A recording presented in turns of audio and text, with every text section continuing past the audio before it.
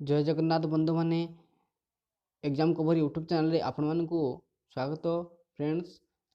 आम ओडिशा गवर्नमेंट तरफ जोटा Odisha state civil supply cooperation limited तरफ गोटे बड़ मात्रा रे वैकेंसी बाहरी जहाँकि 191टी ये देखिपार से विषय में मु वीडियो रे डिटेल्स आपण मानकु कहबी। वीडियो रे कौन रहिबो एज कौन रही एजुकेशनल क्वालिफिकेशन कौन रहिबो केमती कौन प्रोसेस रे सिलेक्शन हो से विषय मु डिटेल्स रे आपण मानकु कहबी। संपूर्ण जानिबा पई वीडियोटी को शेष पर्यंत देखंतु। जदि प्रथम करी आपण एग्जाम कवर यूट्यूब चैनल रे आसीचंती ताहले एही लाल सब्सक्राइब बटन टी को प्रेस करंतु, जहा फल रे आमे किछि नुआ वीडियो अपलोड कले आपण मानक पाखर जाई पहुंचीबो ओ पाखर थिबा एही घंटी बटन टी को दबी देंतु, जहा फल रे नोटिफिकेशन जल्दी जाई आपण मानक पाखरे पहुंचीबो। चलंतु लेट न करी वीडियो रे कोन अछि देखि नबा। Closed doors, I'm a fool for your love.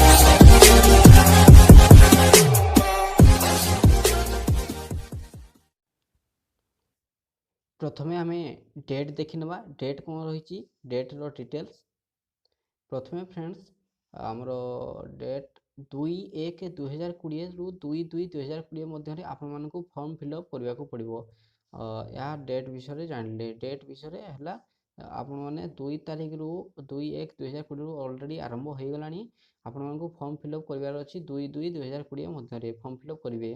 या डेट विषय जानले डेट पर आम जा टोटाल पोस्ट केते रही। टोटाल पोस्ट आपण मैंने देखि पारछंती 191 टोटाल पोस्ट रही। टोटाल पोस्ट 191 रही।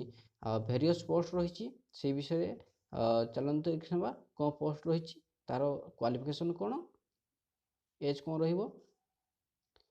प्रथमे असिस्टेंट मैनेजर पई आपण मानकु +3 सहित chemistry zoology agriculture biochemistry biotechnology microbiology यही सब्जेक्ट मानक मध्य जोटा हेले गोटे रखा पड़ो।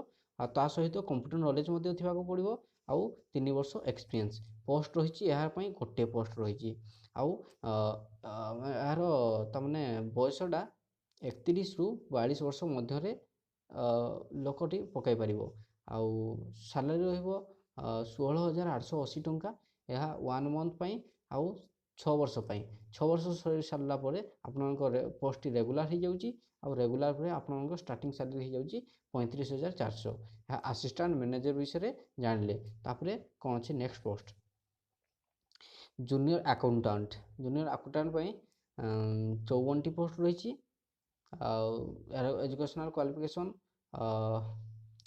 इंटर चार्टर्ड अकाउंटेंट हेतिल भी चलिबो।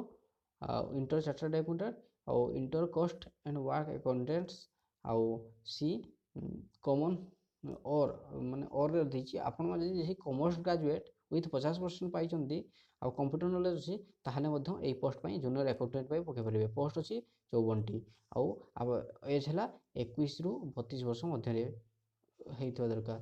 आउ सैलरी रहिबो 10,000 आउ 1 मंथ पई 6 ईयर पर आपन सैलरी रेगुलर पेमेंट हो जाउची 29,200। तापरे क्वालिटी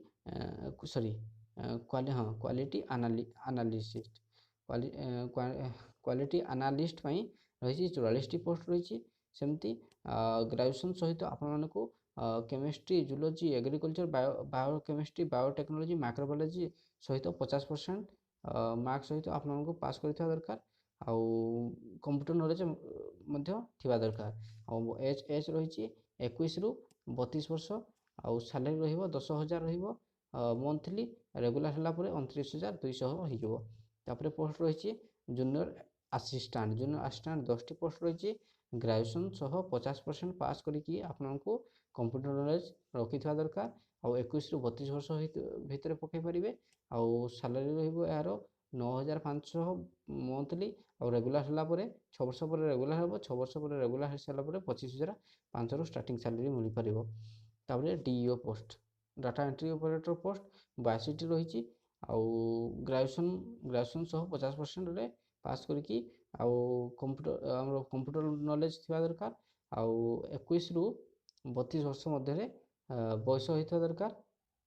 9,500 ସାଲାରୀ 6 ବର୍ଷ ପାଇଁ ରହିବ ପ୍ରତ୍ୟେକ ମନ୍ଥଲି, ଆଉ ଷ୍ଟାର୍ଟିଂ ସରି ସାରିଲା ପରେ 25,500 ସାଲାରୀ ମିଳିବ ରେଗୁଲାର ହେଇସାରିଲା ପରେ। ଆଉ ଏଜ୍ ରିଲାକ୍ସେସନ୍ ରହିଛି। ଏଜ୍ ରିଲାକ୍ସେସନ୍ 5 ବର୍ଷ ଏଜ୍ ରିଲାକ୍ସେସନ୍, ତାମାନେ ଯେତେ ବି ବୟସ ମାଗିଥିଲା ସେଥିରୁ SC/ST ପିଲା ଯଦି ହୋଇଛନ୍ତି ତାଙ୍କୁ 5 ବର୍ଷ ଅଧିକ ବି ପକାଇ ପାରିବେ। SC/BC ପିଲା ମଧ୍ୟ 5 ବର୍ଷ ପକାଇ ପାରିବେ, ଜେନେରାଲ ପିଲା ପକାଇ ପାରିବେ ନାହିଁ। ଆଉ ଫିଜିକାଲି ହ୍ୟାଣ୍ଡିକ୍ୟାପ୍ଡ 10 ଇୟର୍ ପକାଇ ପାରିବେ। ଏହା ଏଜ୍ ବିଷୟରେ ଜାଣିଲେ। ଡିଟେଲ୍ସ ଏଜୁକେସନ୍ କ୍ୱାଲିଫିକେସନ୍ ବି କେଉଁ ପୋଷ୍ଟର କ'ଣ ରହିଛି, କେଉଁ ପୋଷ୍ଟ ଆଉ କେତୋଟି ଭେକେଣ୍ଟ ବି ରହିଛି ଜାଣିଲେ। ତାପରେ ଆମେ ଯିବା ଏକ୍ଜାମ୍ ଫିଜ୍। ଏକ୍ଜାମ୍ ଫିଜ୍ କ'ଣ ରହିଛି? ଏକ୍ଜାମ୍ ଫିଜ୍ ରହିଛି ଫ୍ରେଣ୍ଡସ୍ 200 ଟଙ୍କା ଏକ୍ଜାମ୍ ଫିଜ୍ ରହିଛି। SC/ST ଓ PWD ଓ ଡିପାର୍ଟମେଣ୍ଟାଲ କ୍ୟାଣ୍ଡିଡେଟ୍ ପାଇଁ ଏଇଟା ଫ୍ରି ଅଛି। ଅନରିଜର୍ଭ ଆଉ SC/BC ପାଇଁ ଦେଖିପାରୁଛନ୍ତି 200 ଟଙ୍କା ଫିଜ୍ ଅଛି। ତାପରେ ଯିବା ଏହାର ସିଲେକ୍ସନ୍ ପ୍ରୋସେସ୍। ସିଲେକ୍ସନ୍ ପ୍ରୋସେସ୍ ରହିଛି। ସିଲେକ୍ସନ୍ ପ୍ରୋସେସ୍ ଦେଖିପାରୁଛନ୍ତି CBT ମାଧ୍ୟମରେ ସିଲେକ୍ସନ୍ ହେବ, ମାନେ କମ୍ପ୍ୟୁଟର ବେସ୍ଡ ଟେଷ୍ଟ ମାଧ୍ୟମରେ ସିଲେକ୍ସନ୍ ହେବ। ଆଉ OSCSC ଲିମିଟେଡ୍ ଦ୍ୱାରା ଏହା ପ୍ରସ୍ତୁତ ହେବ। 200 ମାର୍କର ଏକ୍ଜାମ୍ ପ୍ରତ୍ୟେକ ପୋଷ୍ଟ ପାଇଁ ରହିବ। ଅନ୍ୟ ସବଜେକ୍ଟରେ କ୍ୱେଶ୍ଚନ୍ ଆସିବ, ତାମାନେ ଅନ୍ୟ ପୋଷ୍ଟ ପାଇଁ ଅନ୍ୟ କ୍ୱେଶ୍ଚନ୍ ଆସିବ। 200 ମାର୍କର ଟୋଟାଲ୍ ଏକ୍ଜାମ୍ ହେବ, ଆଉ ଗୋଟେକୁ ଗୋଟେ ମାର୍କ ରହିବ। No negative marking. ସିଲେକ୍ସନ୍ ଏହା ଥିଲା ସିଲେକ୍ସନ୍ ପ୍ରୋସେସ୍ ବା କେମିତି କ'ଣ ଏକ୍ଜାମ୍ ହେବ। ଆଉ ମେରିଟ୍ ଲିଷ୍ଟରେ ଏଇଟା ହେବନି। ଆଉ ତାପରେ ଯିବା ୱେବସାଇଟ୍। ଫ୍ରେଣ୍ଡସ୍, ଆପଣ ଏଇ ସାଇଟ୍କୁ ଯାଇକି ମାନେ www.oscsc.in କୁ ଯାଇକି ଲଗ୍ଇନ୍ କରିକି ଆପଣମାନେ ଏଇ ଫର୍ମଟି ପକାଇ ପାରିବେ। ଡିଟେଲ୍ସ ସିଲାବସ୍ ମଧ୍ୟ ଲାଷ୍ଟରେ ଦିଆହେଇଛି। ଯଦି ଆପଣମାନେ ଚାହୁଁଛନ୍ତି ଏଇ PDF ଫାଇଲ୍କୁ ମୁଁ ଡେସ୍କ୍ରିପସନ୍ ବକ୍ସରେ ଦେଇଦେବି, ଆପଣମାନେ ସେଇଠୁ ମଧ୍ୟ ଡାଉନଲୋଡ଼୍ କରିପାରିବେ। ପ୍ରତ୍ୟେକ ପୋଷ୍ଟ ପାଇଁ ଅନ୍ୟ ସିଲାବସ୍ ରହିଛି, ଆଉ ଅନ୍ୟ ପ୍ରକାରର ଏକ୍ଜାମ୍ ହେବ। ଆଉ 200 ମାର୍କ ପ୍ରତ୍ୟେକ ଏକ୍ଜାମ୍ ପାଇଁ 200 ମାର୍କ ହିଁ ହେବ। ତ ଭିଡ଼ିଓଟି କେମିତି ଲାଗିଲା ନିଶ୍ଚିତ ଭାବରେ କମେଣ୍ଟ କରି ଜଣାନ୍ତୁ, ଓ ଲାଇକ୍ କରନ୍ତୁ ଯଦି ଭଲ ଲାଗିଛି, ଆଉ ସେୟାର ମଧ୍ୟ କରନ୍ତୁ। ଆଉ ଯଦି ଆପଣଙ୍କୁ କିଛି ଡାଉଟ୍ ରହିଥାଏ ଏହି ପୋଷ୍ଟ ବିଷୟରେ, ଏହି ଭେକେନ୍ସି ବିଷୟରେ, ତାହେଲେ ଡିଟେଲ୍ସ କମେଣ୍ଟରେ ଜଣାନ୍ତୁ, ଯାହାଫଳରେ ମୁଁ ସଲ୍ଭ କରିବା ପାଇଁ ଟ୍ରାଏ କରିବି। Thank you friends.